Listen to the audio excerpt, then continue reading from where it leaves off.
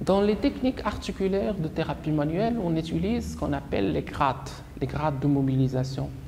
Maitland, on avait parlé, Kaltenborn avant lui, on avait parlé aussi, et chacun donne ses grades de mobilisation ou bien le 5e grade ou le grade de manipulation. Donc généralement, on dit qu'il y a 5 grades de mobilisation faisant référence à Maitland. Ces 5 grades, logiquement grade 1, grade 2, grade 3, grade 4 et puis grade 5 aux techniques à haute vélocité.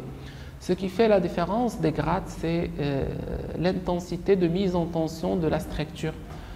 Sa structure, prenons en exemple un ligament ou capsule ou autre, la mise en tension devra respecter la clinique du patient. Parfois, notre patient a plutôt mal que la raideur et donc il faut respecter cette douleur en faisant pratiquer des techniques de grade 1 et 2. Et donc c'est juste un déplissement de la structure pour le grade 1 et une mise en tension très légère pour le grade 2, sorte à respecter cette douleur. Alors, par exemple, si nous avons une flexion avec une limitation à ce niveau-là, ce n'est pas normal par rapport à la physiologie.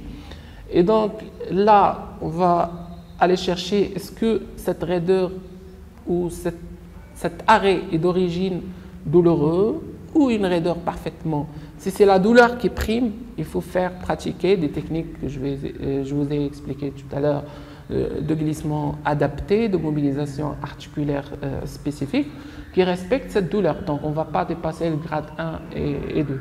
Si maintenant cet arrêt est causé par la raideur plutôt que par la douleur, on va aller dans la mise en tension beaucoup plus importante avec des grades 3 et 4.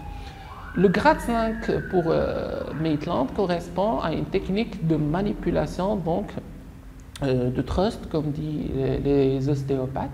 Et souvent, en thérapie manuelle, on n'utilise pas les trusts jusqu'à, c'est-à-dire le dernier essai. Si les techniques de mobilisation ne réussissent pas, parfois on cherche des techniques de libération en utilisant une technique de haute vélocité.